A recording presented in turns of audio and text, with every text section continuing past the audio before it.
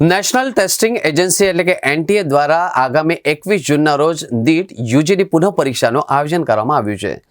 પરીક્ષામાં સંપૂર્ણ પારદર્શિતા જળવાઈ રહે અને કોઈ પણ પ્રકારની ગેરરીતિ ન થાય એ માટે આ વખતે તંત્ર દ્વારા સુરક્ષા વ્યવસ્થા અત્યંત કડક કરી દેવામાં આવી છે।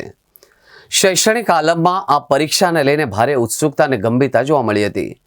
પરીક્ષાની પૂર્વ તૈયારીઓના ભાગરૂપે એનટીએના ઉચ્ચ અધિકારીઓને એક ટીમ દ્વારા પરીક્ષા કેન્દ્રોની રૂબરૂ મુલાકાત લઈને ઝીણવટભરી ચકાસણી કરવામાં આવી હતી। ખાસ કરીને વડોદરાની પ્રખ્યાત મહારાજા સયાજીરાવ યુનિવર્સિટીની કોમર્સ ફેકલ્ટીમાં વિદ્યાર્થીઓની બેઠક વ્યવસ્થાની તપાસ કરવામાં આવી હતી। આ વર્ષે વિદ્યાર્થીઓની સંખ્યાને ધ્યાનમાં રાખીને એમકોમ બિલ્ડિંગને પણ પરીક્ષા કેન્દ્ર તરીકે જાહેર કરવામાં આવ્યું છે। પારદર્શિતાના કડક અમલ માટે તમામ પરીક્ષા ખંડોમાં સીસીટીવી કેમેરા હાલ ચાલુ હાલતમાં છે કે નહીં તેની ખાતરી પણ કરવામાં આવી હતી। સમગ્ર પ્રક્રિયાનું ડિજિટલ મોનિટરિંગ કરવામાં આવશે। એ ઉપરાંત કેન્દ્રની બહાર કોઈ બનાવ ન બને એ માટે સ્થાનિક પોલીસ ચુસ્ત અને કડક પોલીસ બંદોબસ્ત ગોઠવી દેવામાં આવશે। 1600 વિદ્યાર્થીઓ આપશે પરીક્ષા।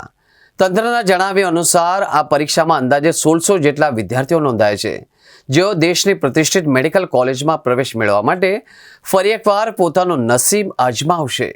તમામ તૈયારીઓ જોતા કહી શકાય છે કે એનટીએ અને સ્થાનિક વહીવટીતંત્ર શાંતિપૂર્ણ ન્યાયી વાતાવરણમાં પરીક્ષા પૂર્ણ કરવા માટે સંપૂર્ણપણે સજ્જ છે।